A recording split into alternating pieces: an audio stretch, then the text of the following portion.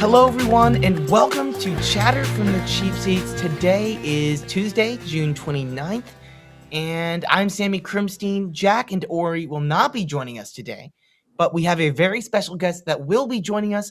He's from the H Squared Sports Podcast. He's been a good friend of mine for a very long time, probably like 10 years or something. I can't even Decades. count I'm that being high. honest.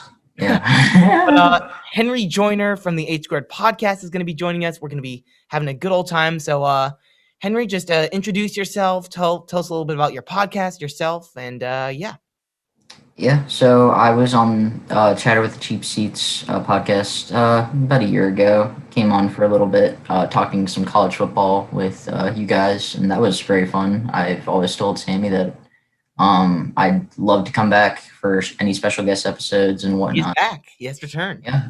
Love to support my friend and his podcast making while I make my own podcast and try to see where I can go with that. So again, the H Squared Sports Podcast is run by me and one of my good friends, also named Henry, and we go over quality sports content that happens on a weekly basis, whether it's MMA, NHL, MLB, NBA, and whatever sport that's going on in whatever's going on in the world right now, sports-wise. We will talk about it and give you guys quality sports content on a weekly basis. If you're looking for stuff like that, subscribe to it, and you guys will not be disappointed. That's all I got to say. But yeah, I'm excited to be here and talk some NBA and MLB with you. Definitely. If you guys aren't already, you got to subscribe to the H Squared Sports Podcast. Do it now. Pause this podcast. Go over to YouTube. Subscribe. Click that beautiful red button on YouTube. And Henry, if you don't know, he is a huge Atlanta sports fan. And that's where we're going to start today because the Hawks are in the Eastern Conference Finals. And before we talk about the Eastern Conference Finals, take me through your journey with this team, man, because that's crazy.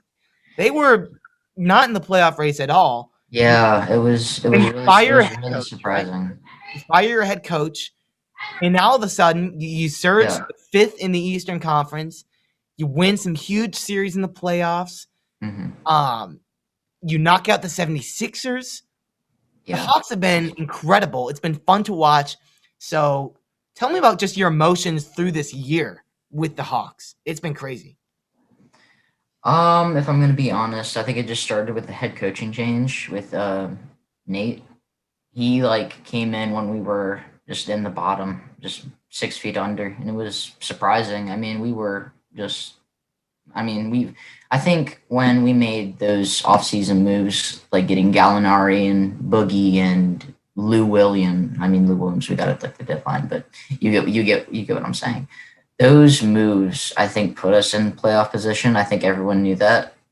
I don't think anyone expected us to be like a 5 seed or whatever. I think everyone kind of expected us to be kind of a lower seeded team. And when we didn't play up to those expectations at the start of the year, I think everyone was surprised, and so was I. I was like, how can you surround this team with shooters and 3-and-D guys without playing like it? I mean, Trey's been amazing. I think the fact that he also got snubbed from the All-Star Game just drove him to play better. I mean, he thrives off of hate and from the fans. And I mean, I think everyone knows this by now, but I think everyone has been saying that Trey is playing the villain in these playoffs. Yeah, well, there's the iconic picture of him in Madison Square Garden in that first series. That iconic. I mean, that sums it up right there. That's what Trey Young has been all year for the Hawks. And, throughout the Eastern Conference Finals, he was doing that. But then, he steps on the ref's foot. That's what happened, right? And then I believe so, yeah. And then he's questionable today. Yeah, that's a very big deal. And how big of a deal is it if Trey Young is not playing tonight in Game 4? Game 4, yeah? Yeah, Game 4 is tonight at 7:30, I believe. But yeah. 8:30 Eastern. Yeah, if Trey is not playing, that is a huge blow to the team. If we were to lose anyone, and if we were to lose anyone in the team that would be detrimental to the run that we're having, it would be Trey Young. We cannot lose him at all right now. He's literally the key to the offense. He's what gives us pace, court vision, ball handling, shooting. He's a threat everywhere. Like it's almost impossible to guard him and keep him contained because he can do so much. If you're pressuring him, that's probably the only way you can stop him. That's what the Sixers did, and they took us to 7 games just by specifically doing that to Trae Young. And obviously, the Milwaukee Bucks aren't like the Sixers. Their defense isn't as great, but they've been trying to keep him quiet, and I mean they've been failing. But now that the ankle injury has shown up, he's not having Trae is a huge problem for the Hawks because now you have to decide who's going to step up at point guard if he doesn't play, and it will probably be Lou Williams, which I think he can definitely step up. I mean, he's done it before. And Lou Williams, I think, is one of the greatest six men to ever play the game of basketball. I mean, he's shown it statistically and is just pure clutchness, but it's still a huge blow because, again, Trae just unlocks everything in our offense because if you take out Trae, we're just a three-point shooting team with we're just a three-point shooting team. Like, that's it. Nothing. Well, yeah, I agree with you. He unlocks everything in that offense. And that's the thing. There was a big game, I don't remember which one it was, where Kevin Huerter had like 20. Yeah, Huerter. It's like game 7. Points. Yeah. Yeah, I mean, Huerter was really clutch, and he's had some big games, but that is only unlocked when you have guys double teaming on Young, and you're so focused on stopping Young that it opens up the offense for these other guys to explode and have big nights of their own. Exactly. By Trae Young being such a factor, even when he's not on his game, he's making a huge impact because giving other guys on the team an opportunity and giving them the opportunity to get shots and make those shots and make an impact on the game. And without him in the lineup, that's going to be huge. And I think if he's cleared to play, he's got to be in, even if he's not full strength, even if he's not, playing. Maybe he's only playing 30 minutes tonight. Just say, I don't know. Even if that's all he's cleared to play for, any amount of time he's on the floor can change the game. Exactly. You got to get that guy on the floor. He's the next factor for the Hawks. And if you don't have him, so if he can't play tonight and you're down 2-1 in the series, this is a must-win game. You don't want to be down 3-1. Yeah. How do you attack the Bucks, who have been a pretty solid defensive team all year? How do you attack them without your best player, without Trae Young? You just have to hope you can get it down low to Capella, get him some boards, double-doubles. You have to try to feed him the ball in the post. Hope that Boogie and Huerter can step up from behind the line along with Gallo and John Collins. I think it just comes down to three-point shooting. Because, I mean, I think that's the Hawks' strength. And we have a good team-based, a high-quality, team-based basketball team. We love shooting the three. It's been proven before. That's what got us into, the conference finals 6 years ago. Paul Millsap, Kyle Korver, Jeff Teague, Carroll, all those guys could shoot the three very well. And that's how our team-based kind of teams are known for, 3-and-D offense and defense. So you just have to hope we continue to play like that. And I mean, we've done it so far in this series. I think in game 3, when we choked the lead late in the game, we were doing great. We were lights out from 3 to start the game. We were unconscious. And then we slowly got colder throughout the game, and that opened the door for Middleton and Giannis to just heat up at the end and win the game. Yeah. So if we can continue to shoot and hit our big shots from the offensive end and behind the line, I think we have a chance. But again, like we've said, Trae is the key. If you take Trae out, the whole offense is just not the same, and it's discombobulated because Trae can do so much. Pass it around, drive. He can do it all. Everything, yeah. And you notice you were talking about game 3 and how that shooting kind of went cold as the game went on. Think about it. Trae Young left the game in the third quarter, I believe. And I believe the game was, really in the Hawks' control. Kind of the Bucks kind of start inching back in the second quarter, and then Trae Young leaves, your shooting cools down, and then Chris Middleton just goes off in the fourth quarter. Super clutch, you give him credit. But, that just shows how much of a factor Trae Young is. You lose him for, 14 minutes maybe of the game, maybe a little more than that in game. Just like that. They're back in like that, it's like night and day. Your shooting is not the same. The Hawks are not the same team without Trae Young. There's some star players that you can take away from a team, and the identity is still there. The team is still there. With the Hawks, Trae Young is huge. I mean, one of the most valuable players in the league to a team when you think about it. So losing him would be just detrimental. And let's move on over to the West The now. West, yeah. The West, because that's a Clippers fun and series. Suns. I'll be honest. I mean, that has been a It's been treat great. so far. Mm-hmm. The Suns were up 3-1 in Game 5. Paul George decided he was not going home. Paul George dropped 41 points, 13 rebounds, 6 assists on 15 for 20 shooting. Really great on the floor. Very good. He had an absolutely disgusting crossover that sent Chris Paul into the I don't know, Pacific Ocean or whatever. Pacific Ocean, yeah. We'll just go with that. We'll just go with that. But no matter which way you put it, Paul George dominated. And massively. he going in for the Clippers was filling the Kawhi void. Without Kawhi, it's like, what are you going to do?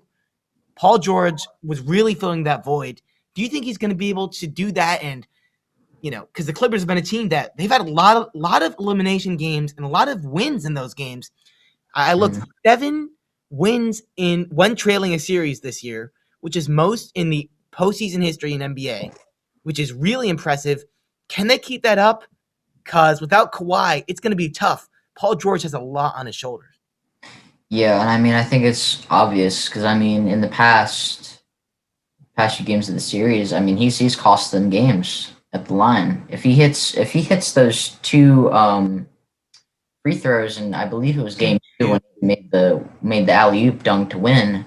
If he hits those 2 free throws, that's out of the question. Suns at the most are just 1 point away from tying it. And I mean, George is very good, and I don't think that's to be discredited at all. I think besides Kawhi Leonard, Paul George can be the second best, maybe even the best two-way player in the game. But then again, that's Kawhi's spot. He's going to hold that till he retires. Yeah.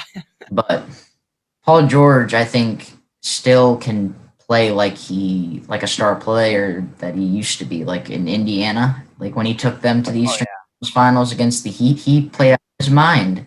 And I don't think he's been able to get back to that point ever since he left. Well, yeah, remember he had that injury. The injuries have. That's what I'm saying. He hasn't been able to get back to that point because, again, there's injuries slowing him down, and he's also become a second option on teams that he's been on since Indiana. Because I mean, he went to the OKC Thunder, was playing with Westbrook. Second option. You're not going to be the first option when Westbrook's on the team. That's just not possible. So I mean, if Paul George is the first option and you just let him kind of do his thing, he can go off for you at any given time if he's feeling it that night. I mean, it shows you right now. 41 points, 13 rebounds, 6 assists, and 3 steals. Like, that's fantastic. Along with 2 monster games from Reggie Jackson and Marcus Morris Sr., who both played 38 minutes as well. We were talking about how Trae Young opens up the offense for the Hawks, and a star player will really do that for you. Paul George did that in that game. I mean, he was doing it all, and he dropped 41 points, but since the defense is focusing on him more, you give Morris and Reggie Jackson a chance, and they both dropped 20-plus points. I mean, those are not guys who will drop you 20-plus points day in and day out. So I think it's still an uphill battle for the Clippers. Oh, very, very. Very big as much as I love Paul George and what he did in Game 5, like you were saying, it's tough to rely on him with the injury history. And, just like a week ago or something, he missed 2 free throws at the line that would have sealed the game for the Clippers. Struggled to be clutch, Think about it. If he made those 2 free throws, we're in a very different spot right now in the series. Yeah, that's probably 3-2. Suns would not have been up 3-1. Probably would have been like a 2-2 series. Yeah. And, momentum, who knows? But I don't rely on Paul George as much as I would if Kawhi was in the lineup. And you are going to need production from your bench guys or your guys that aren't the stars, like Reggie Jackson. Exactly. And a lot has to fall into place. I love what the Clippers have done, but it's very improbable at this point because the Suns are a team that have been so good at making adjustments. such great coaching throughout the year, and Yep. And the depth that stumped a they little have. bit last night in the paint, or last night. Yeah, that was last night. They were stumped a little bit last night in the paint, and offensively, I don't expect that to happen again. I Oh no. think with Chris Paul, the leader that he is, and then Booker, the scorer that Booker he is, has played Ayton, the amazing. rebounder that he has been. I don't think there's much stopping the Suns. I think they're going to be the Western Hard. Conference champion, which It's very hard to I'm stop. super excited about. The thing about this postseason, and I don't know if you agree with me. I mean, I'm having such a great time watching these teams that haven't really been to the finals in a long time. Because before, the few years before, like 2018, 17, whatever, it was like the Cavaliers and the Very Warriors, predictable. Yeah. LeBron James in the finals almost every year. It was getting boring. This year, it's Yeah. parity. And I, It's a lot I've different. been watching it, and I've been having a great time watching because not only is it teams that haven't been to the finals, but a lot of players that are hungry, and whether it be that they're young and they just haven't had the chance, or guys like Paul George who have just fallen short a lot of times. There are a lot of guys who want it very bad who have never had it before, and that makes it all the more exciting in the NBA Exactly. Finals. Wouldn't you say?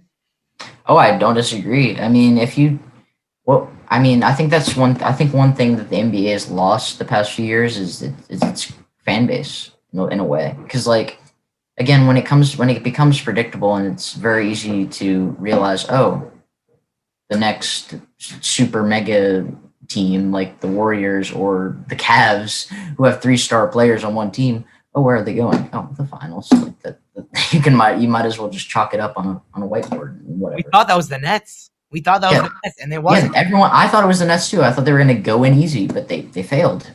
They failed. And I love that. It's nice. It's nice to see that. Lots of these underdog stories have beaten these big bad teams like the Lakers. The Lakers in the first round to the Suns. That was LeBron's first ever first round loss in his career, and that's amazing. It was. I mean, it kind of blows your mind, and it reminds me last year, like a year and a half ago, The Last Dance was on, and they were playing all the highlights and stuff from I'm talking more about the early '90s Bulls, like when they weren't really on that reign of terror. That's the kind of parody we're talking about here. Like, you don't know, is it going to be the Pistons? Is it going to be the Bulls? And then the Jazz kind of came really good, and it's really exciting, and I can't wait to see who does it because I honestly don't know. Yeah, the Eastern Conference Finals, it's a toss-up. Who is Trae Young going to be back? Is Giannis going to keep dominating? And then the West are the Suns going to adjust? Is Paul George going to keep doing what he does? There are a lot of questions, and I cannot wait to watch what happens. Yeah. But that is going to do it for the basketball. But we have a lot to talk about in the MLB this week, and I think the headline from this week was probably the Red Sox sweep of the Yankees. And Jack, who is normally here, is the resident Yankees fan, not here today, which is probably a good thing. He would not be happy with what is happening.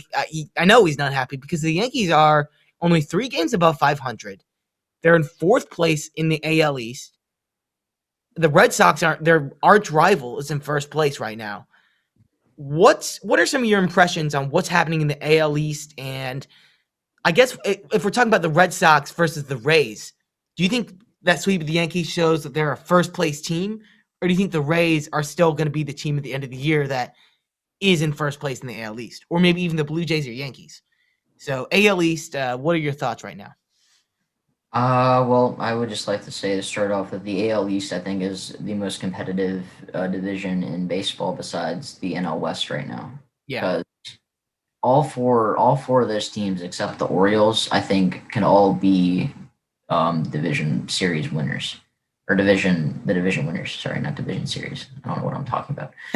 The Red Sox, I think they've surprised everyone with how they've played this year, and I mean they've been riding the backs of some of their younger players like Bobby Dahlbeck and Alex Verdugo, Rafael Devers. I mean JD has returned to form at the plate. Yeah. That's been big, and I mean their bullpen's been kind of surprising too. Matt Barnes has been amazing for them. Oh my God, their bullpen has been all around. I mean, he's been great.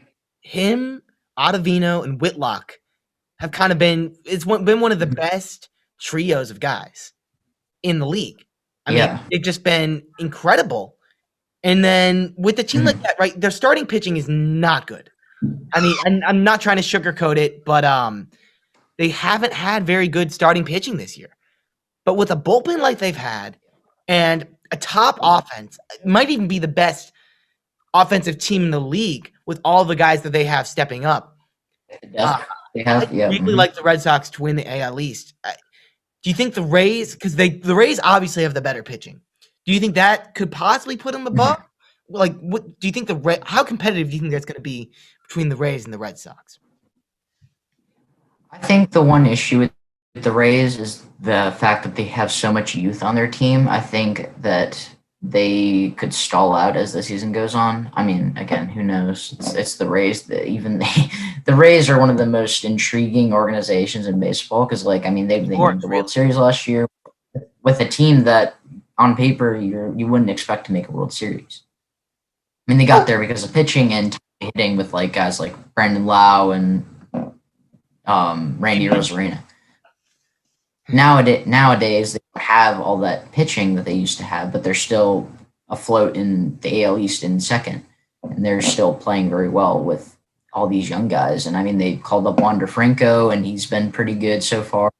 Yeah, I mean, he's their been bullpen a little bit. Well, amazing as well. So I've been thinking too. I mean, Wander Franco I think he's going to get back on track. He's too good not to, but last I checked, he's sitting actually sub 200. I mean, he had that huge moment he played. But I'm thinking Willy Adames got traded a few weeks ago to the Brewers, and he's been lights out since he joined Milwaukee. And the weakness of that team, even though the pitching isn't as good, still great. The weakness of that team is offense. And Willy Adames is a guy that hadn't really provided that for the Rays, and then he leaves them, and all of a sudden he's raking in Milwaukee. Showing off the bat. Showing off. You wonder, it's like, if you don't trade a guy like that away, what, maybe he's helping you win some more games. And I think it's going to be, no matter what, really right down to the finish with these two teams. And who knows, maybe even the Blue Jays will crawl back up, because you have some really... They definitely can. With the Blue Jays. It'll be fun to watch with the AL East. But next here on our agenda, we have to do it.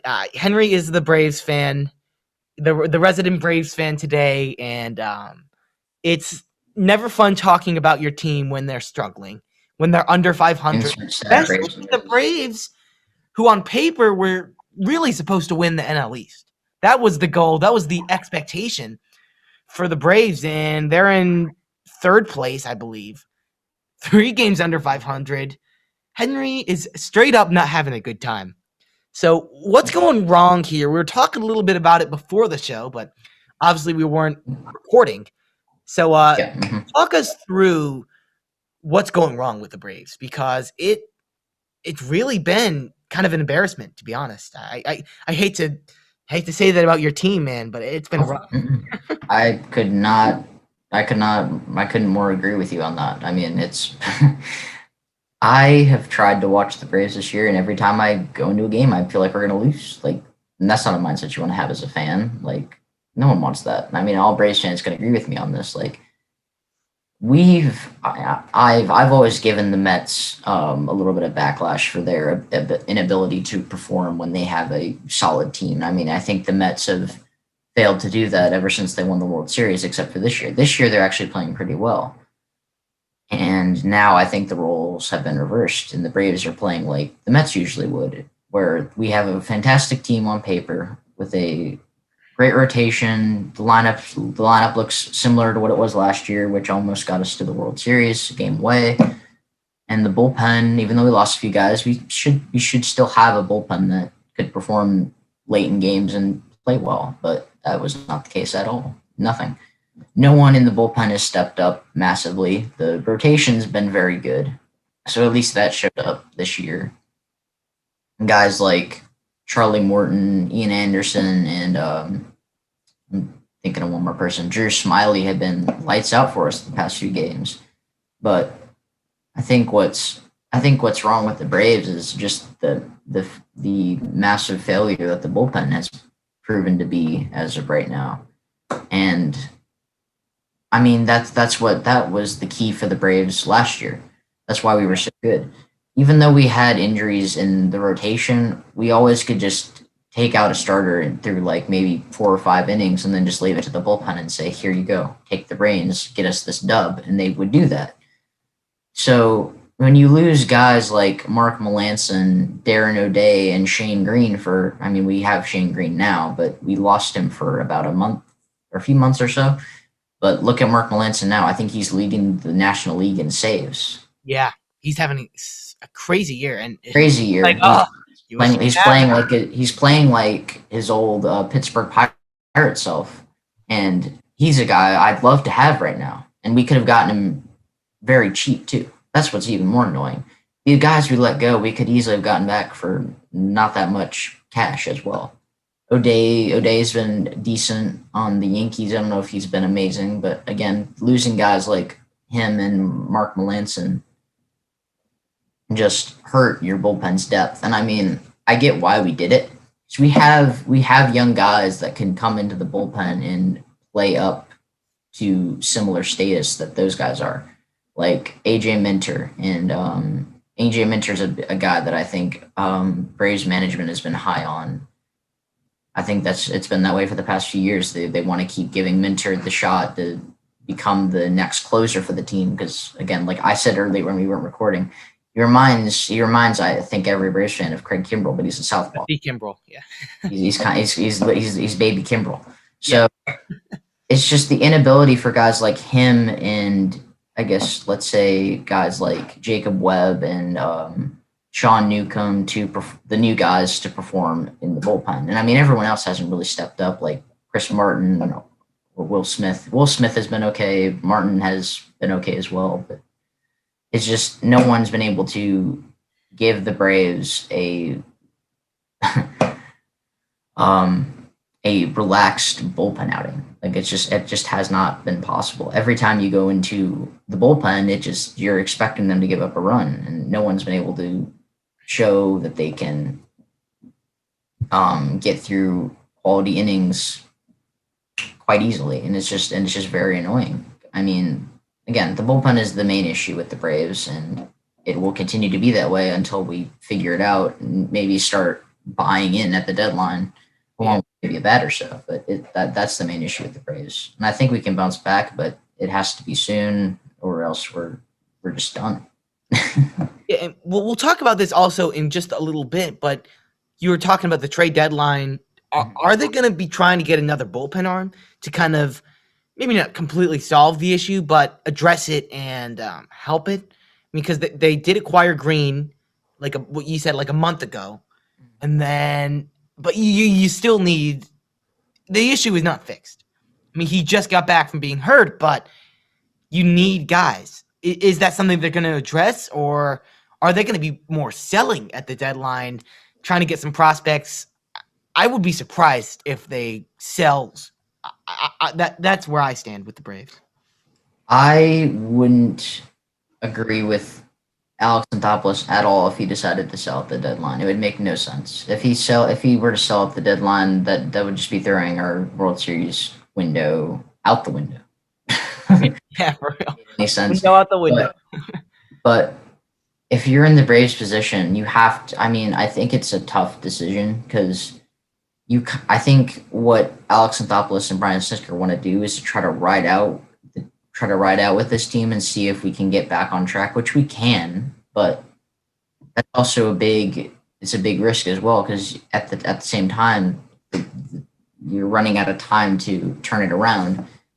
And you have to decide soon, is this team going to make the playoffs, or does it have the potential to sneak in the wild card or maybe even win the division miraculously, which I don't think we will.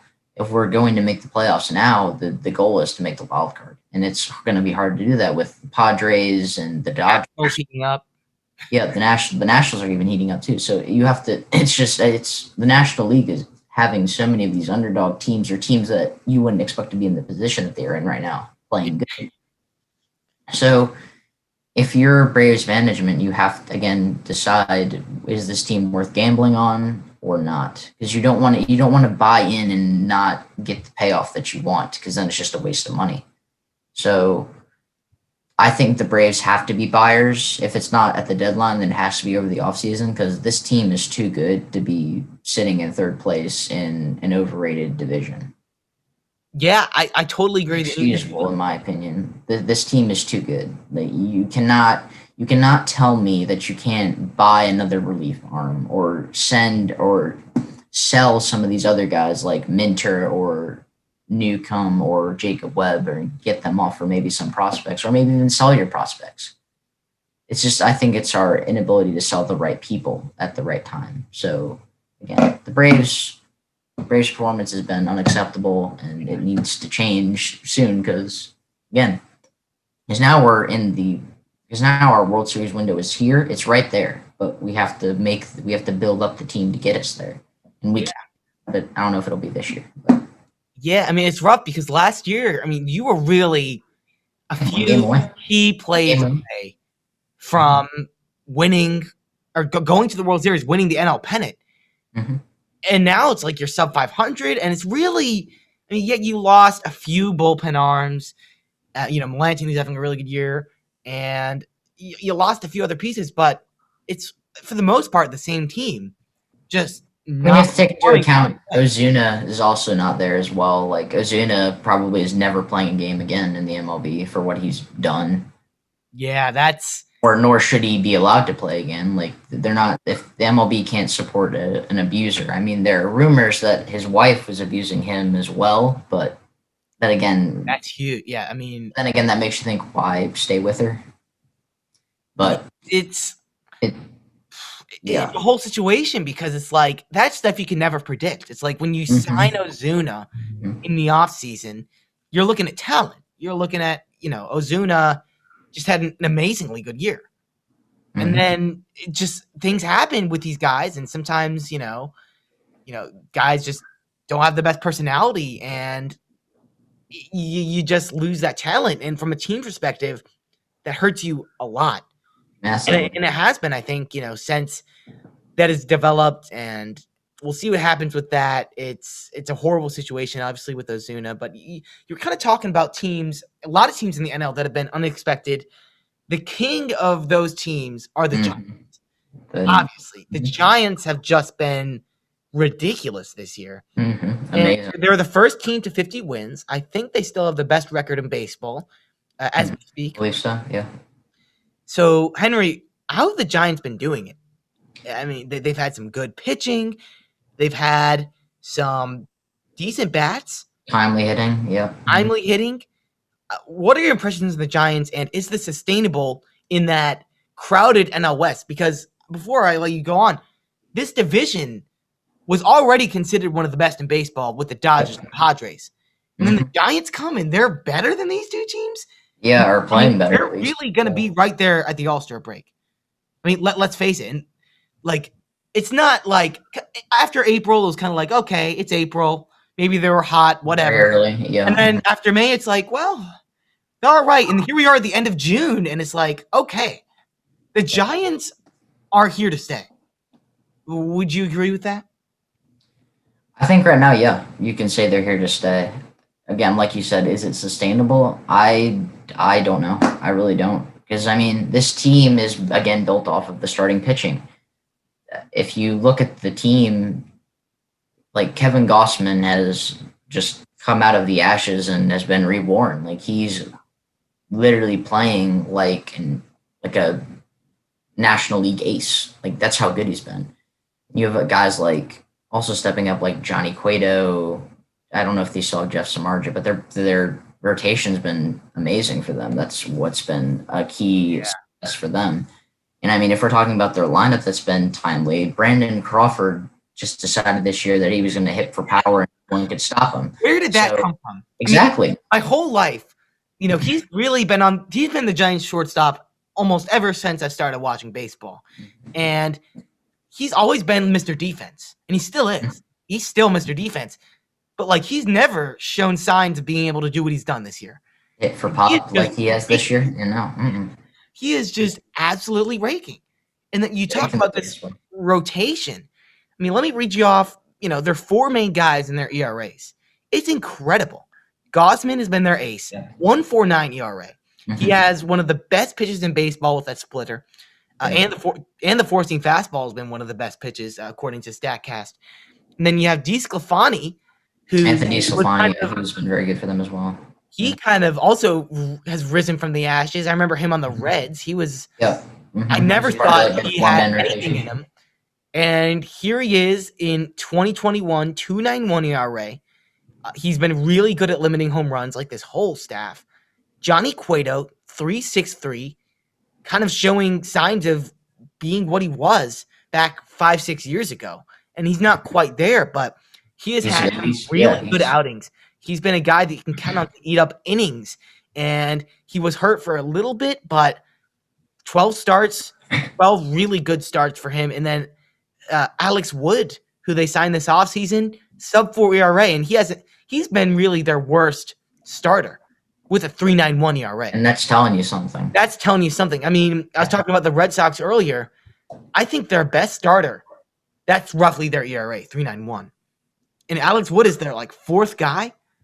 Yeah, he's under 4. I mean, and that's how you compete with good teams like the Dodgers and Padres who look like they can just overpower you offensively. You get really good pitchers and maybe guys that don't have the stuff, because sometimes the guys who throw 98 and have the incredible hook curveball and a nasty slider, right? Can't control it. They have the good stuff, but they can't control it. They can't throw strikes. Exactly. All of these guys have really good walk rates. They are not walking guys. They're not giving free passes. They're not leaving pitches in that heart of the zone.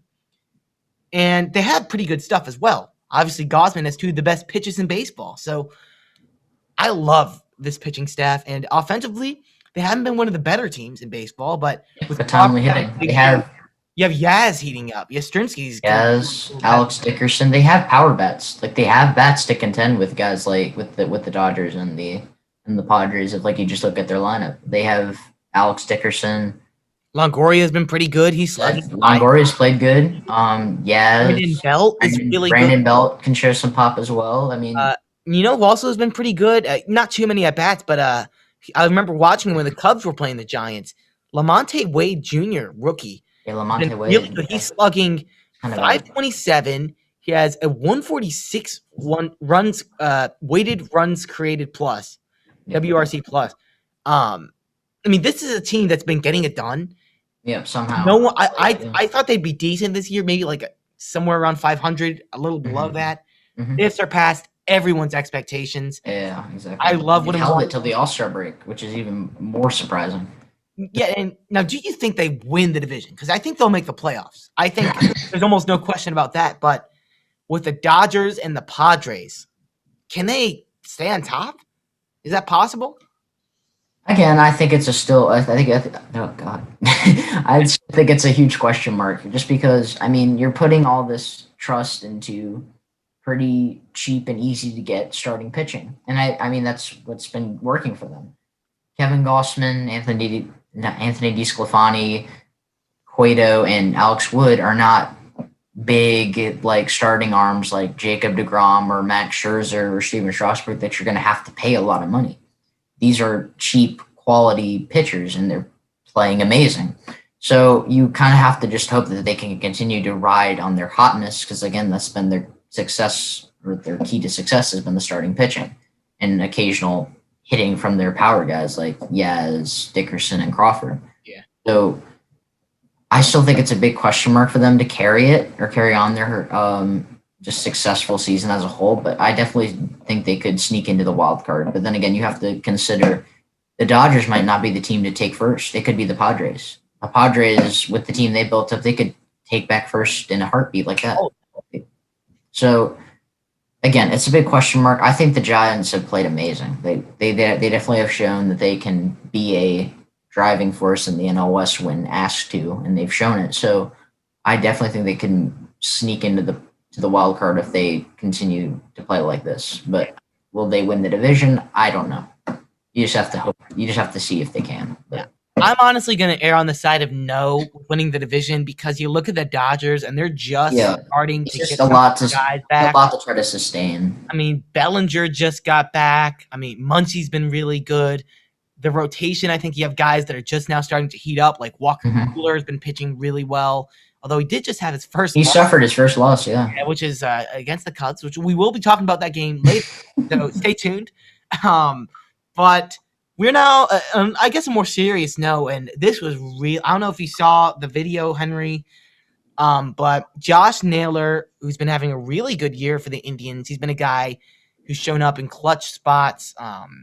He had a pretty nasty injury. Did you see that, Henry? No, I did not. This is actually kind of new news to me. So, Well, I'm not exactly sure what I don't think they know the timetable or some of the exact details, but what was happening, I think him and the second baseman, he was in right field, were running out for the same ball, and they collide. I guess there must have been communication error, and it looked like, first of all, Naylor's knee kind of collided with the other guy's knee, and then he goes flying. And honestly, Henry, I don't know if you should watch the video because it is gruesome. pretty. I mean, his ankle when he lands on the ground. I'll just put it this way: it's not supposed to twist like it twisted. Yeah. And Josh Naylor's been having a really good year. He's been a good power bat for the Indians, who have been pretty successful. And it's always tough to see a huge injury like that, because he's probably going to be sidelined for the rest of the year, possibly even more. If I hate it, it's always sad. It's really, really tough. It always reminds me, I'm a Bulls fan in basketball. Shifting gears just for a second, Derrick Rose, and his injury. Whenever that happens, injuries for real. Yeah, I mean, it's just it really breaks your heart. It always does when you're hurting your knee in any shape or form, or even ankle, because that can just destroy mess you up athlete's career, because you have to drive off of that leg every single time you're playing any sport. So yeah, I mean, you can just hope that Josh Naylor recovers and gets back to what he's been doing best, and that's been mashing baseballs into Souvenir City. So absolutely. And now, as the All-Star break is approaching, and the All-Star Game is approaching in Colorado and Denver, me and Henry and I was about to say me and Henry. That is not good grammar. I corrected myself. It's okay. But so we're gonna just give you guys our All-Star ballots, and we're gonna review them for you guys. Yeah, we're just gonna kind of do a little review of what we were filling out, and I gotta pull it up here. I have it in my notes. And all right, here we are, and we'll just go position by position, and if we agree, we'll maybe talk about it a little bit. If we disagree, we'll talk about it a little more. So let's start with the American League and catcher. Catcher, who's your All-Star catcher for the AL? I don't know if a lot of these American League catchers, I think, would have made the All-Star game if they weren't for the voting. Besides, like, Salvador Perez, like, Grandal's been okay. Like, he's been good, but it's been a weird year for Grandal. It's been a weird year for catchers in the AL, but I went with Salvador Perez. I just feel like he's the obvious choice there. I mean, he's played pretty solid for the Royals this year. I mean, the stats definitely say he's better than the other two candidates. I forget who the eighth one was besides Grandal. Yeah, I think it was Grandal and maybe Murphy. Yeah, I think, but Perez has been very good. He's also my American League catcher. He's getting lots of hits. He's been hitting the ball hard. He was looking on Baseball Savant, 99 percentile for hard hit percentage. So that's really good. That's if you hit the ball 95 plus exit velo. So that's really good for Salvi. And what I will say, though, with the voting, the three finalists were, I believe, Perez, Grandal, and Sean Murphy. But Gary Sanchez, who's been raking lately, was not a finalist. And I just wanted to point out, I think I would still put Perez over him. But when I was looking at the stats, like, his stats are comparable to Perez. Some better. Some of the advanced stats, he is over Perez. So kind of a highway robbery and a surprise that Sanchez wasn't there, because the Yankees probably have the biggest fan base out of all. So I don't know how he didn't get there. It kind of puzzles me a little bit, but he also deserves consideration and deserves to be on the All-Star team, even if he's not a starter. we'll move on to first base for the AL, and I don't think we have to talk about this one too much. Yeah.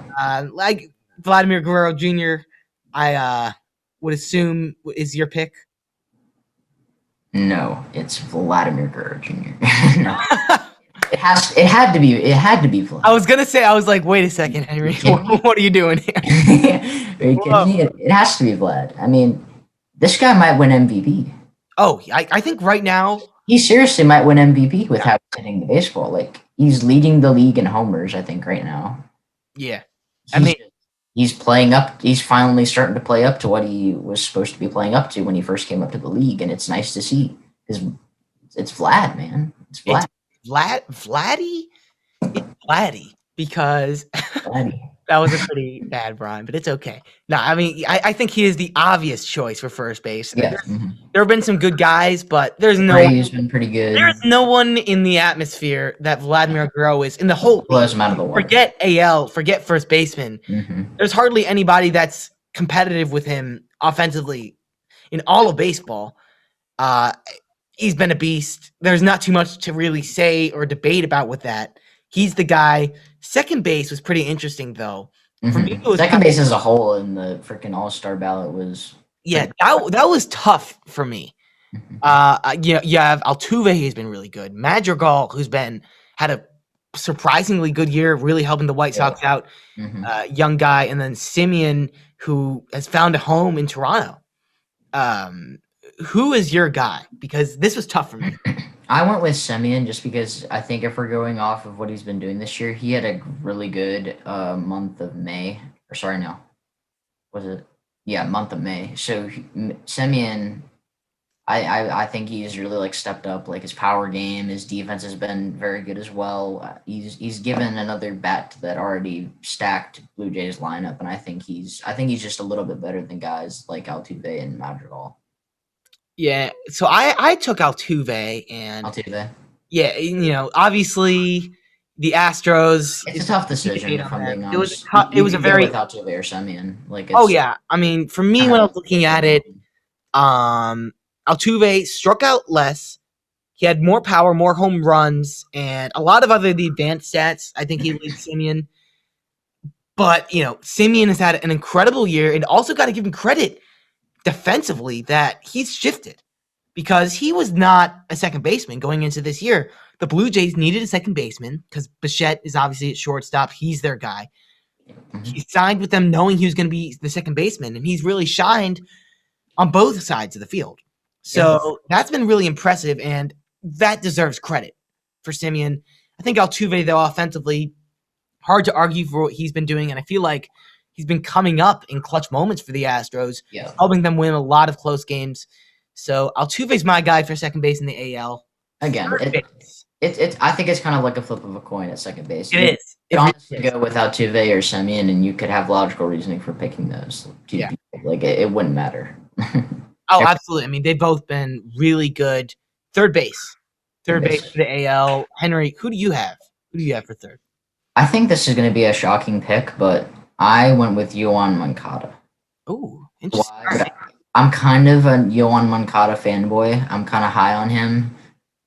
I mean, I probably shouldn't bring in MLB The Show into this conversation, but I'm very good with him in MLB. Bring it into the conversation. Come on, do it. So I'm kind of high on him, not in real life, not just in real life, but in MLB The Show. So, but I mean, he's also been very good for the White Sox as well. I mean, the fan votes help out a lot, and I mean that's obvious because I mean the fans dictate who gets to be put in the All-Star game. Yeah. So, I mean, Yoan, I think, is definitely one of the brighter young players in the league with his switch hitting ability and, pretty solid defense, good bat.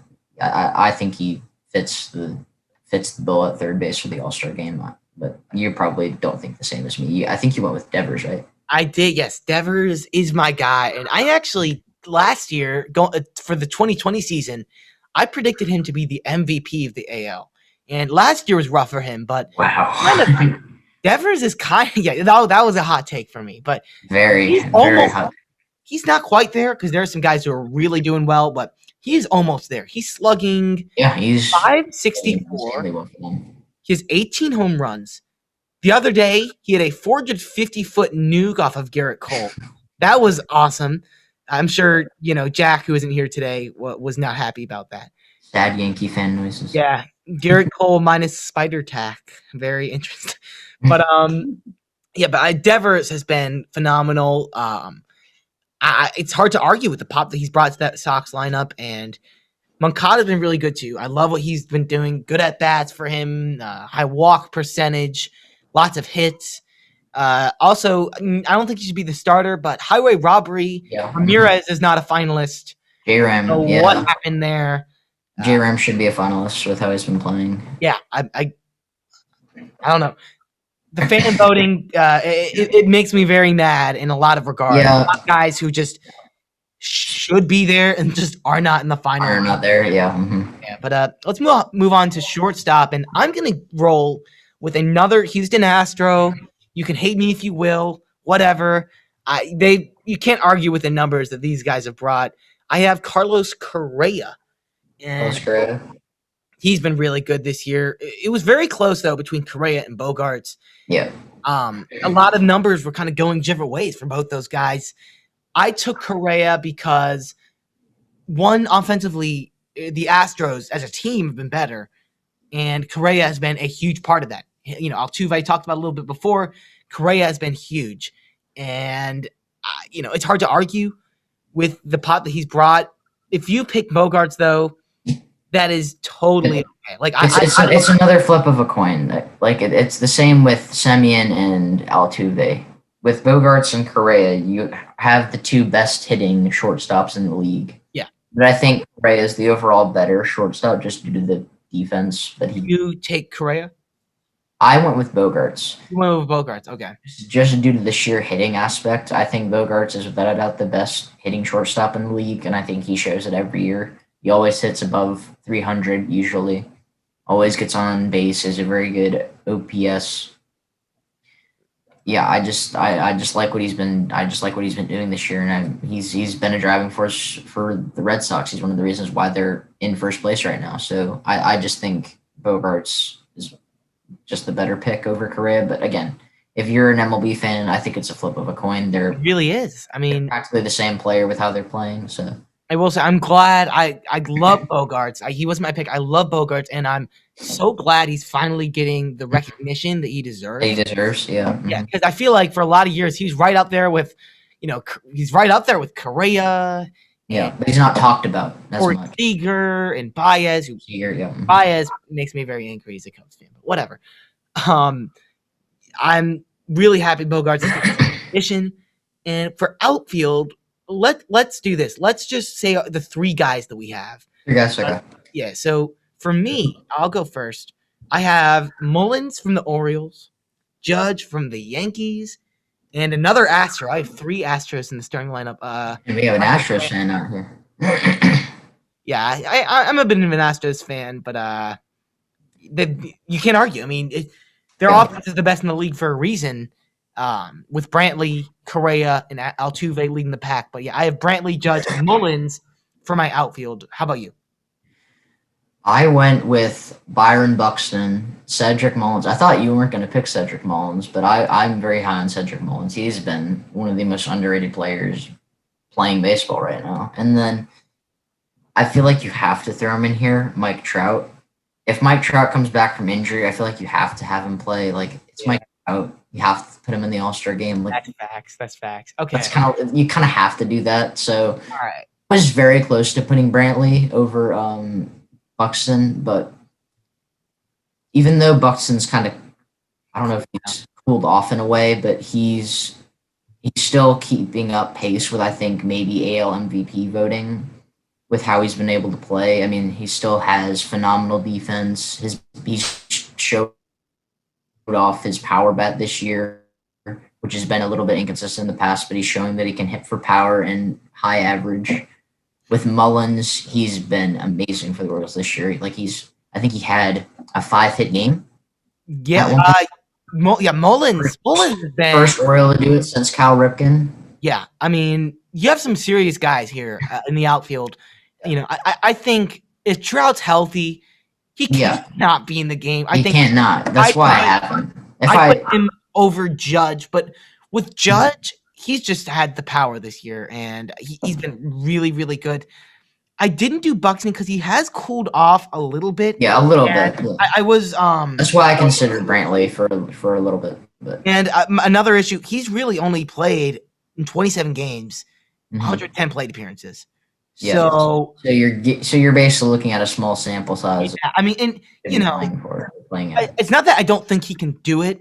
I just think when guys are doing it for longer, almost like twice times as long, as many plate appearances, it's tough to give it to Buxton. I love Buxton. He is one of my favorite players in the game. I love Buxton.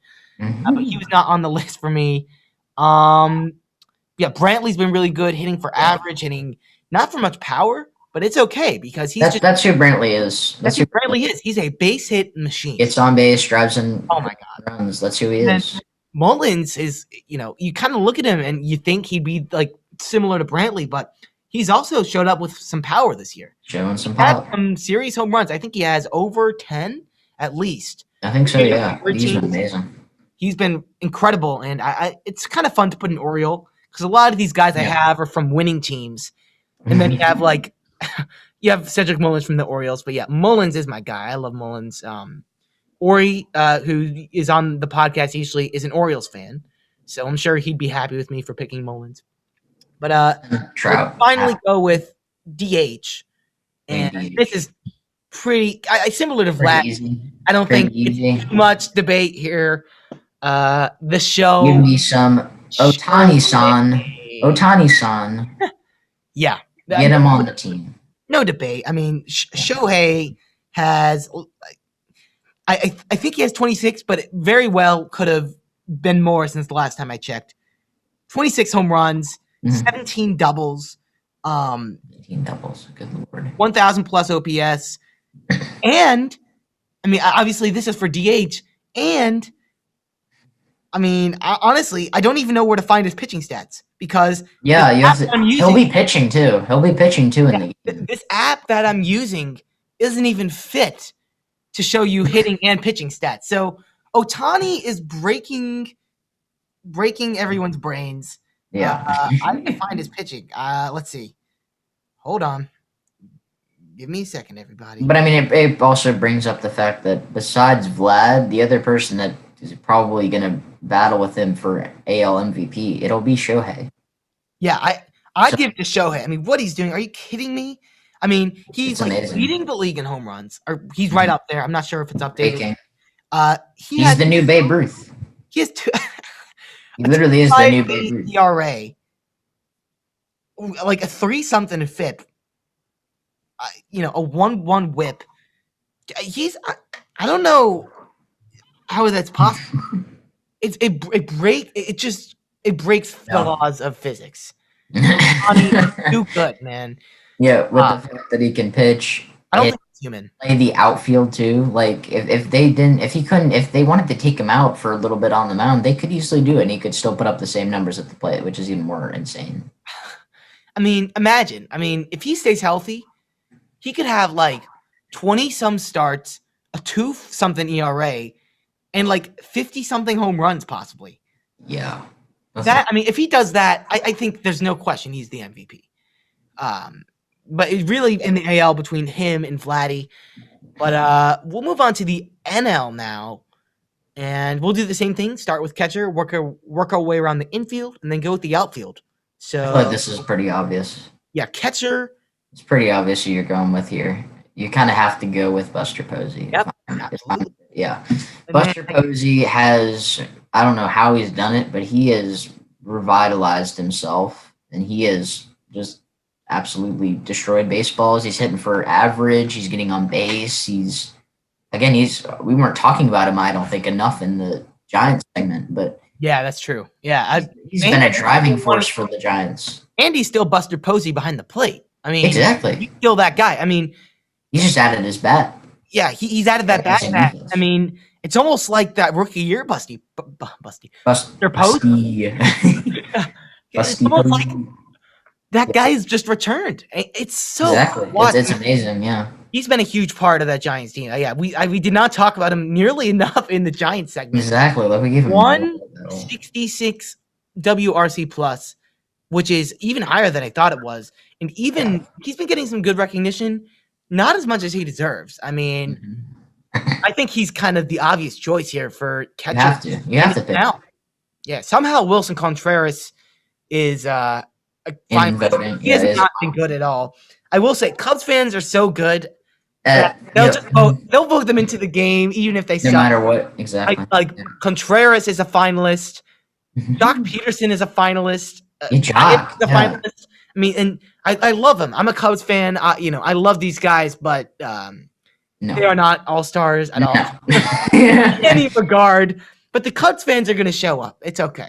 But let's see. Now, Max Muncy is my first baseman. Moving on to first base. I would assume he's yours as well. Nope. Actually, that is not the case. Okay. Who's your first base? It's because I see my big man, Big Bird Freddie. Fair enough. I have to put him in. Like, Braves fan in me. Like, I have to put him in. He's been heating up again. He's been heating up. He's playing like he was last year during the past week or so. So, I mean, I think Freddie can maybe sneak into the All-Star game. But if we're talking about full season-wise, Muncy's better. Yeah. Stat-wise, but again. Not surprised you let your Braves fan in me is telling me Freddie beat. The fact is, after his MVP year last year, he's not been the same. He hasn't been the same. And when you look at his stats, it's like when it seems like a down year for Freddie Freeman, he's been pretty damn good. I mean, for a down year. Exactly. Yeah. But Muncy, he's kind of been what Freeman was last year. High on base percentage. High on base percentage. Power. Pretty good average numbers. I mean, in my opinion, he has the best eye in the league. Because I think that's one issue. I think that was one issue with him was his strikeout rate. He's kind of known as the home run or nothing kind of guy with pretty good good defense. And I mean, what's good with Muncy is that you can kind of move him around the infield. You can put him at first, second, and maybe even third base from time to time. So he has that versatility, and the fact that he's able to train his eye or be able to train himself to take more pitches so he can at least get his way on base any way possible, whether it's a walk or a hard hit single or a double. He's doing that, and I think that deserves recognition. Yeah, him and Grandal have been the best two guys at taking walks. Exactly, yeah. I don't know if the statistics back that up specifically. I think Grandal is way above everybody, but Muncy just does that. That's been his game. A lot of walks, and he'll even take pitches in the strike zone sometimes. Exactly. Yeah. If he doesn't like it, he'll take it. Yeah. He knows what his pitch is, and when he gets his pitch, he's going to clobber it, and it's going to be a double or a home run. And I love that about Muncy. He's been a beast this year. Second base, I'm going to go with another guy from a team that has been garbage this year, but this guy has not been garbage. Oh no. Yeah, I think he leads the league in hits. I last time I checked, high and average as well. I think high average. Henry, or maybe even number one. Guy. Pretty good slug as well for a second baseman. Adam Frazier is. I'm sending him to the All-Star game. That is my decision. You have to send him to the All-Star game. If Adam Frazier is not in the All-Star game, I don't know what's wrong with baseball fans or whatever or they just don't watch baseball. But man, Adam Frazier's been amazing. Slash line 331, 401, 473, and only 11% strikeout rate. He is. Yeah. I love that, putting the ball in play and doing. He's the classic leadoff man. That's the other thing I like about him. He's the classic leadoff man. He doesn't really hit for a ton of pop, even though I think he's showing off is more of his swing and I'll say with the Pirates, obviously right now they suck. It's bad.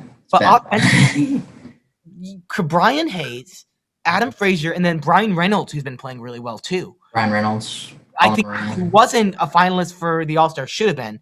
The Pirates have some pieces. I mean, I don't know if you saw Brian Hayes.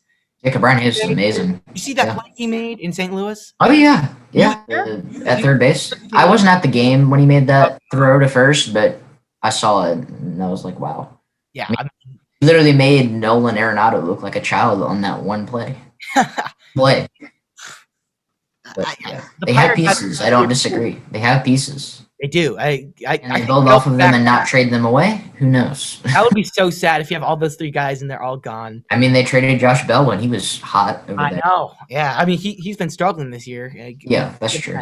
But Third base though for the NL. I think it's who I'm going with here. My favorite player, even though he's been struggling lately, he's been a beast, and he's honestly played. He hasn't just played third base. He has played right field. He's played first base. He's played center, left field. He's been everywhere. Chris Bryant is my guy. He's been so valuable for the Cubs, and in that early part of the year where they were winning games, he was the reason why. He was so big for the Cubs, and he has been struggling lately, but he's still my guy. I love KB. I'm sending him to the All-Star game. How about you? Chris Bryant, I was considering picking this for third base, picking him for third base. I mean, he's been amazing. He's been, I think, raising up his trade value and whatnot. And I'm hoping I want to see him in a Braves uniform at some point. I hope we do. I hope we do.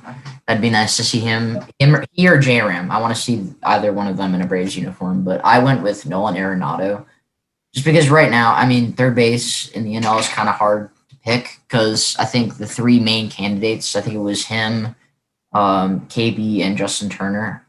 All three, I don't think are like on fire right now, or at least like swinging a good bat right now. So I just went with Nolan Arenado just off of the sheer defensive level and just power potential that he already has. So yeah, I mean it's kind of like a coin flip since he and KB are on somewhat of a cold streak, but yeah. I definitely understand putting KB in there just for the work he's put in this year, which makes sense.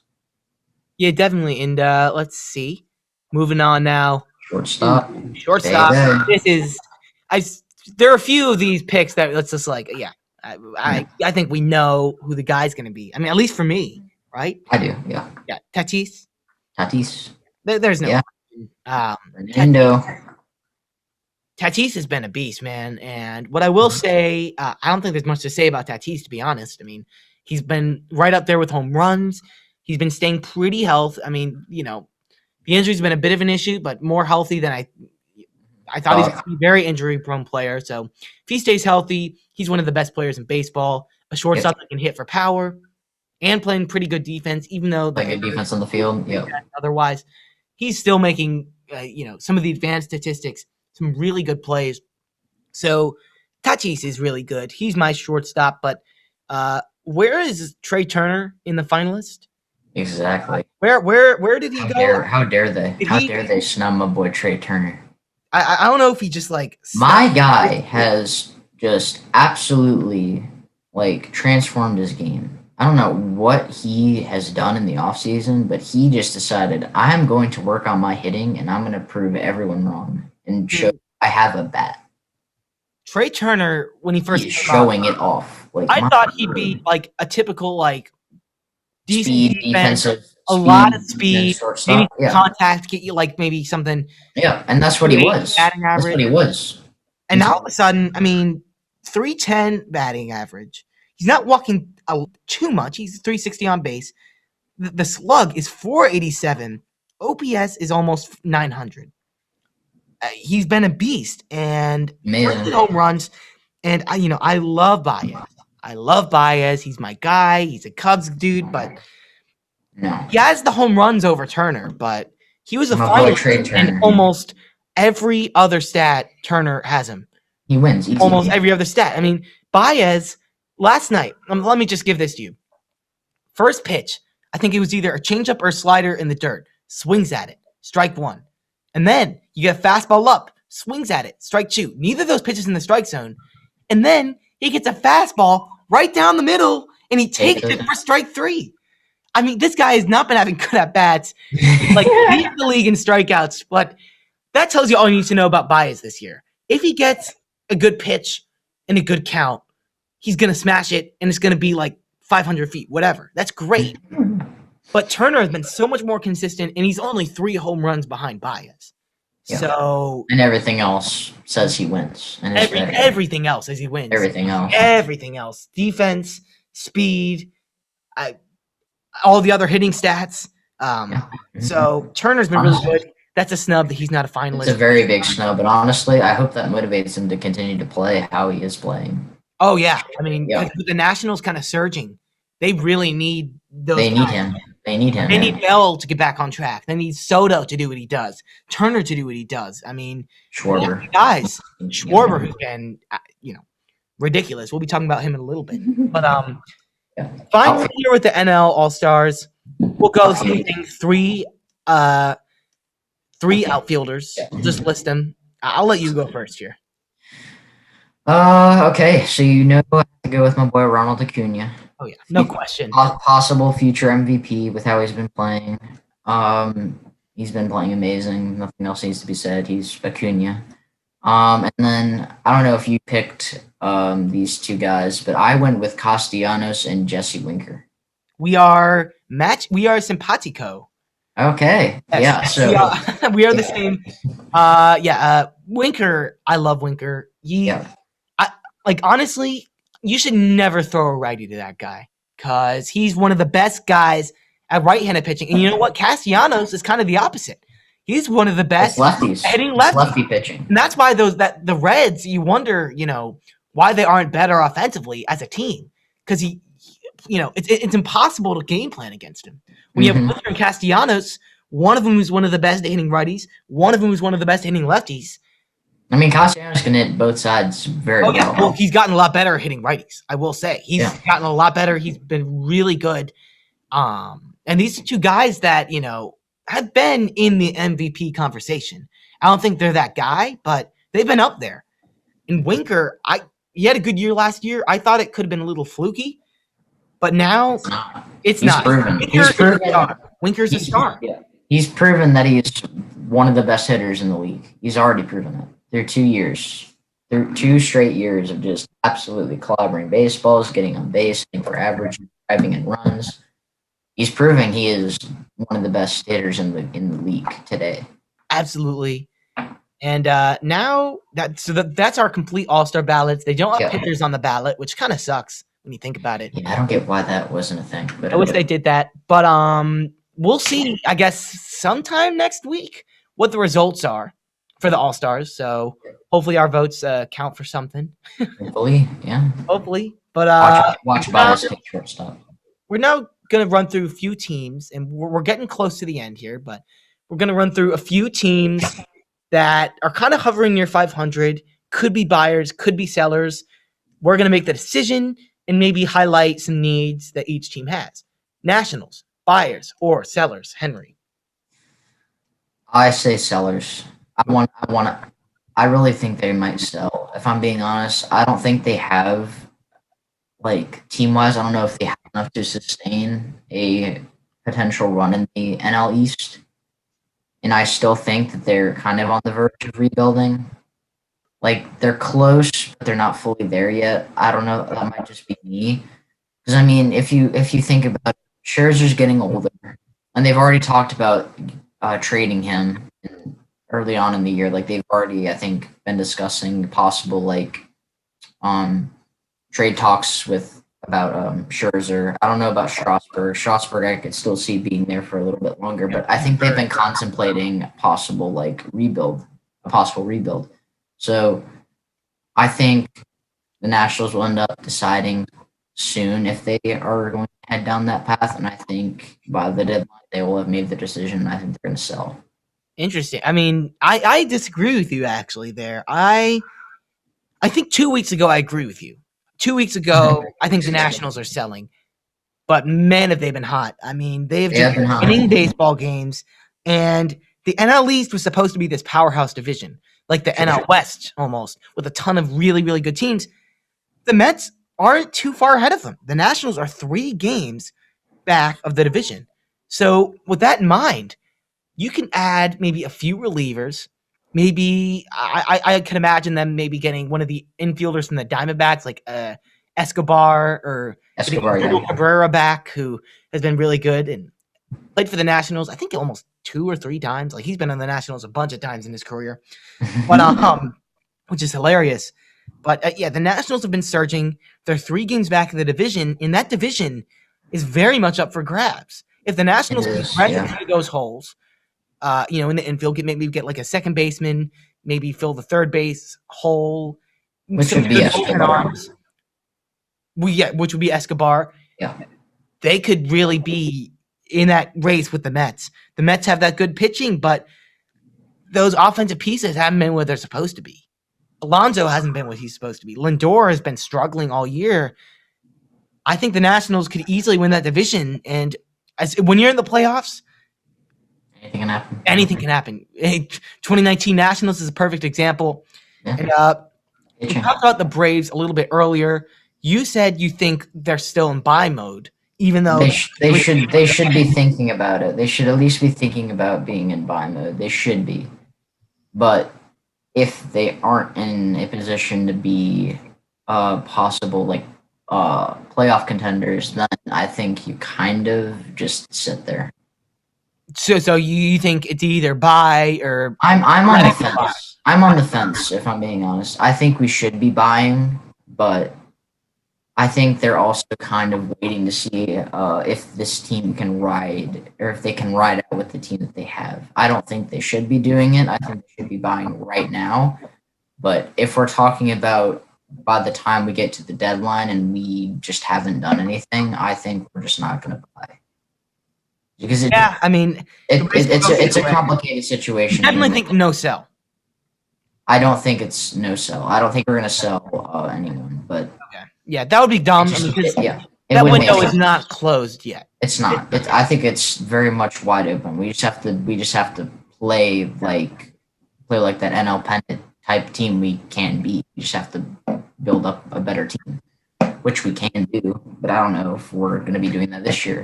If it's not at the deadline, it'll be in the off season, because this season again has been an utter embarrassment. But yeah, so now I'm gonna go. I went with your team. Now we're gonna kind of head to my team, Cubs Alley, Chicago Cubs, the Cubbies, and I'm gonna go with buy. And it's been lately because after the month of May that the Cubs had, it kind of seems like yes, we're buying.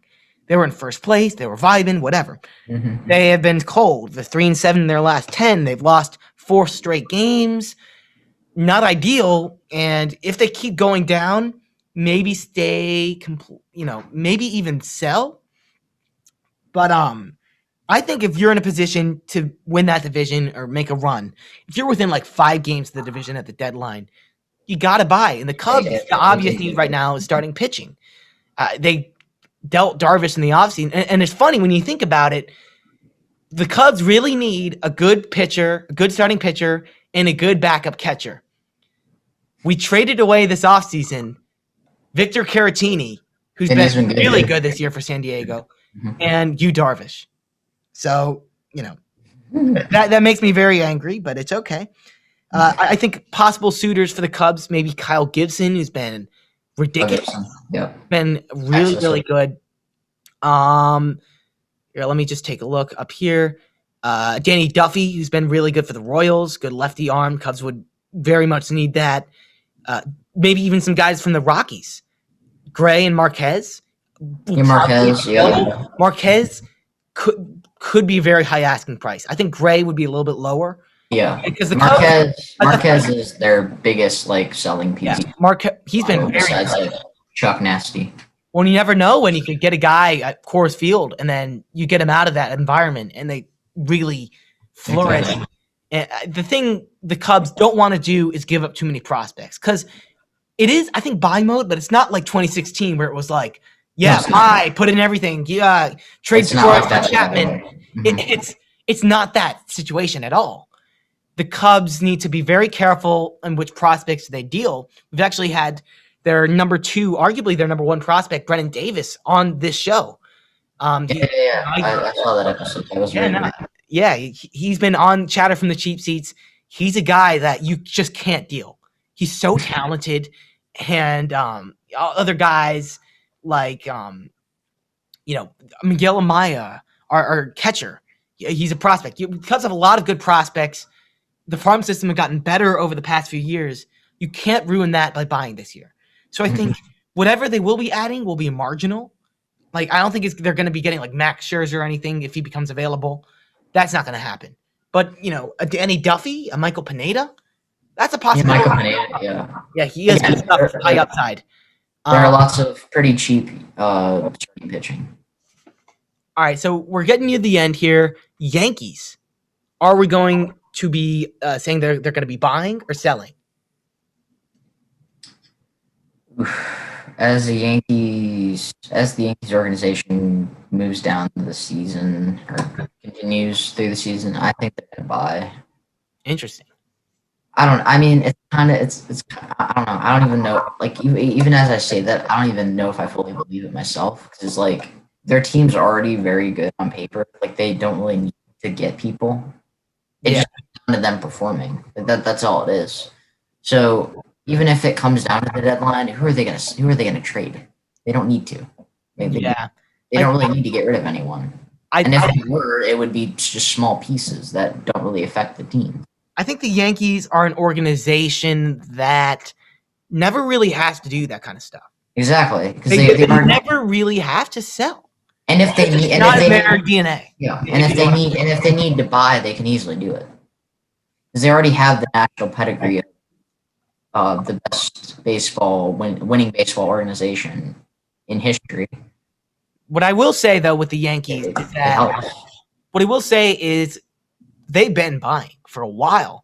Oh yeah, a while. You've been buying. You buy Stanton, you get Garrett Cole, Chapman. You buy back from the Cubs, and has it worked? You had a good year in 2017, but I'd call the last 2 years to this point a failure. 2020, you made the playoffs, but you would not have made the playoffs if it was a normal seeding bracket. And this year, you're currently in 4th place in the AL East, which is a good division, yes, but you're only 2 games over the 500 mark. That's not where this team should be. So I think selling should be in their. I think it should be in their thoughts. I think they're a team that doesn't necessarily have to, but they're always valuable, and you have guys with value that you could trust. I mean, because obviously it isn't working. I mean, and soon enough, some of these guys will be free agents again. You got to think, is it time to knock it all over? I don't think it is yet.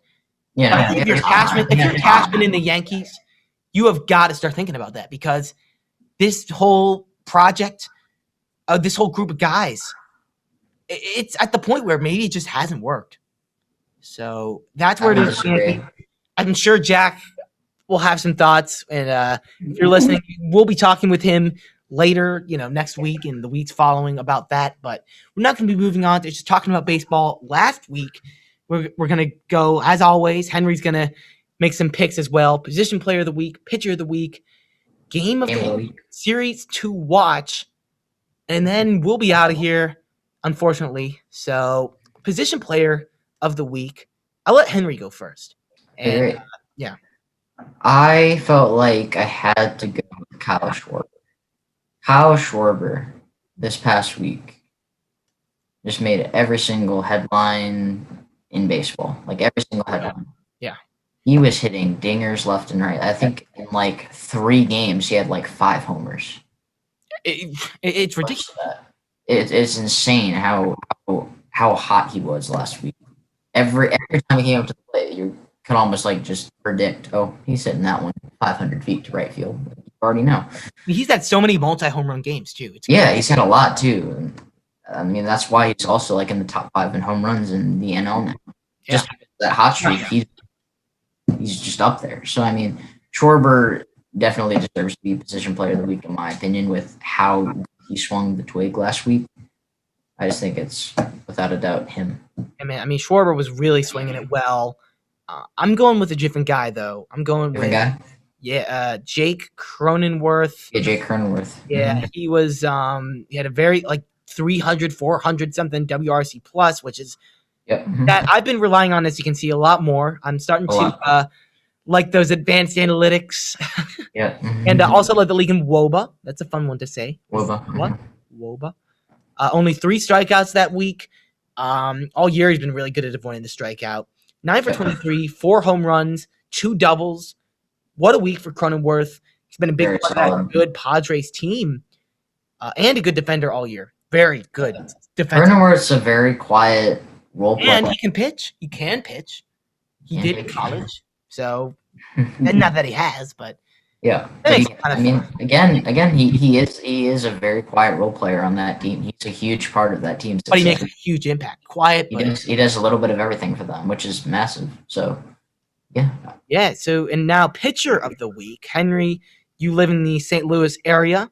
I'm going with a St. Louis Cardinal, who is a guy as a Cub fan I've kind of despised growing up, but man, has he been pretty solid this year, eating up innings for the Cardinals. 2 starts this week, 2 wins. He had a complete game against the Braves, which was a doubleheader, but I'm still going to count it as a complete game. 7 inning game. Sorry to do it to you, Henry. Weekly stat line for him: 2 games, 13 innings, 19 strikeouts, only 2 earned runs, 9 hits, and only 4 walks.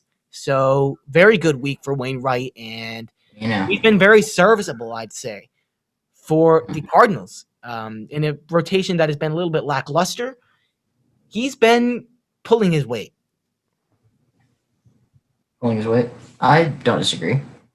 I mean, he's also shown that he has a lot left in the tank, which I definitely respect. Because if you consider with all the free agent talks with him and being traded, the trade talks, free agent talks the last few years, you have to question or had to keep asking yourself, is Wainwright still able to continue to pitch at a high level in the major leagues at 38 or 39 years old? And he's shown that. I think he's arguably one of their best pitchers right now. Yeah, seriously. I mean, when Flaherty's healthy, obviously, yeah, Flaherty's the guy, but Wainwright's been right up there. I mean, Martinez has been shaky, and then besides that, you're kind of relying on some depth pieces, I'd say, unless there's anyone missing. Miles Mikolas, who's been kind of, I think, dealing with health. But yeah, Wainwright's been very good. Good week for him. Mm-hmm. Henry, throwing it back to you. Who's your pitcher of the week? I felt like you kind of have to throw him in here again. Another solid week for the greatest pitcher in the league right now, Jacob deGrom. Hey. You have to throw him out there. I mean, he went 1-0 in this past week. Had a no decision in his last start, but went. I was there. I'll talk about it a little bit. But went a few solid innings, gave up a hit and a few runs, but he is, again, the ERA is still under 1. It's at 0.69. Nice. This is episode 69. Yeah, episode 69 for Chatter with the Cheap Seats, so it makes sense. It all fits in together. It all fits in. Coming together now. Yeah, no, but the whip is amazing. Still at 0.53. I was at his last start, actually. We went up to New York against the Phillies, and it's just hilarious. It's like his worst outing of the year. He had 6 innings, 2 earned runs. And that was not a bad outing. It was not a bad outing at all. And I love that you still picked him for pitcher of the week, because it shows you, even on this guy's worst outing of the year, which is still very good, he's still one of the best in the league. He's just DeGrom is amazing. And it was to see him pitch was something else. I got to watch him pretty close up, warm up, do that routine, and I sort of got to see his bullpen, although it was kind of obscured by a sign. But it was pretty incredible to watch, hearing the pop of the glove, just knowing that he's the best in the world at what he does. It's pretty cool to watch anyone like that. DeGrom is the guy. Love DeGrom. What's even more amazing, if I can continue talking about DeGrom, is he's getting better with age. And he's 33. He's getting better with age. As he progresses through his career, he's getting better. He's getting better. I mean, that's what's even more insane. He's getting better. I don't know what the exact numbers are, but his whip is right now. His whip is the lowest it's ever been. His ERA is the lowest it's ever been by far. It's ever been. His average. Well, and when you look at the physical numbers in 2015-16, he was sitting mid-90s, which is great. I mean, that's very good for a starter. And then he works his way up, 96, 97. Last year was roughly 98. He's hitting 99, and he's really basically sitting 100. I mean, he's throwing 100 more than any other starting pitcher, and it's not even close. And there's some guys that's like he's the best in the world at what he does, but it's close. Like LeBron James, like the GOAT conversation is very close. It's a big debate, but with DeGrom, there's no debate. There's no debate. He's the best in the He world is the best pitcher at in the pitching. world. He is the best. Now, speaking of good pitching, Henry. Speaking of good pitching, the Cubs The Cubs had some good pitching in our game. Our game of the week, it was the Cubs and the Dodgers. Cubs were in LA, and man, I was watching this game. Zach Davies was on the hill, and they were facing Walker Buehler, and I was kind of hoping about this game. I was like, well, we'll take a loss. Walker Buehler's been really hot. Davies has been all right, but we'll probably lose this game. Zach Davies walks a lot of guys. I think we walked 8 guys in this combined no-hitter, which is a lot. But he's putting it where they couldn't hit it hard. A few good defensive plays, and, Kimbrel comes in. I think Winkler comes in. Yep. You have Chafin, my man Chafin, big country. Yeah, I love Chafin. He's fan favorite in Chicago now. But man, it was pretty incredible to see. Now, I was waking up early the next day to go to New York, actually, to see the Mets play. So I had to wake up early, and it was a West Coast game. So I had to go to bed in, like, the 6th inning. Going to bed, I did not think the Cubs would be able to pull it off. And they did. They did. Yeah. What an outing. The bullpen's been great for the Cubs. That was really a big part of it, obviously. Lots of walks, but no hits are no hits. Combined no-hitter for the Cubs. No hitters and no hitter. 7th no-hitter in baseball this year. A lot of them. Yeah, I think that was like the 8th or the 9th, I believe. Maybe even higher than 7th. Maybe even more. I think it was 8 or 9, but again, who do I know? So yeah. Yeah, it's a great outing for the Cubs. I mean, and their bullpen has been one of the bigger talking points of their team this year. So that's even better. That's even bigger. So like, that's a big proving point for the Cubs bullpen. Yeah. Showing, hey, we got some shutdown guys. We can no hit the Dodgers. Yeah, I mean, the Dodgers are no schlubs to no hit. I mean, with the bullpen, you have Kimbrel, who's been great, Winkler, who's been really good, Chafin, who's been locked down. Tepera had a bad outing last night, but he's been rock solid. Those are some good top 4 guys. Like, really good. I mean, right up there. I mean, maybe there aren't that many teams I could think of to put where the Cubs have been this year. They've been really good. But let's move on now. Getting pretty close to the end. Series to watch. And it's going to be the Subway Series, actually. New York Mets versus the Yankees. Subway Series. The Yankees. And Battle of New York. Yeah, and it's pretty interesting, too, because it's the Yankees desperately need to get back on track. And the Mets would love some extra cushioning in the NL East. They would love some extra cushioning. And I'm super excited to watch this go down. I mean, not only is it the battle of the New York teams, but it's a pretty crucial it means time something in the season. It means something for both of these teams. Henry, what do you got to say? I mean, I agree with what you just said. The Mets need some cushioning in the NL East. The Yankees need wins to get back in the hunt for the playoffs. So, I mean, it's shaping up to be a very good series. And I do think at some point DeGrom is pitching. I think so. Doing some quick math in my head, I think DeGrom would be pitching. So if he's pitching, I mean, it's going to be a fun game and a fun series. But that is actually going to be it for today. A jam-packed episode. Lots of stuff to talk about. And I want to thank one more time Henry for coming on. So fun to talk to you. We'll have you on more, without a doubt. And don't forget to subscribe to his podcast, the H Squared Podcast. And subscribe to our podcast, Chatter from the Cheap Seats. Give it 5 stars. Give it 5 stars, ladies and gentlemen. Absolutely.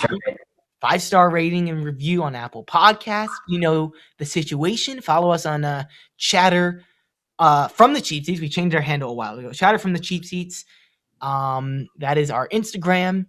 So thanks for coming on, Henry. Any last words? Thank you so much. Fun to talk to you. Oh, it's a pleasure to be on, coming on with you guys. I mean, I know Jack and Ori aren't here, but I'm always glad to talk to you. They're here in spirit. Friends, I love talking sports with y'all. Yeah, I'd love to get. I would love to have you guys on my podcast. So again, maybe we can do another collab. Who knows? But yeah. Again, thanks for having me. Can't wait to talk to you guys soon. Awesome. Thank you so much for listening to the podcast. Thanks to Henry for joining us. And with that, we're going to be signing off. We'll see you guys later. Keep watching sports, baseball, basketball, football isn't on, but watch highlights, whatever. And yeah, have a good one. Thanks for listening to this week's episode of Chatter from the Cheap Seats.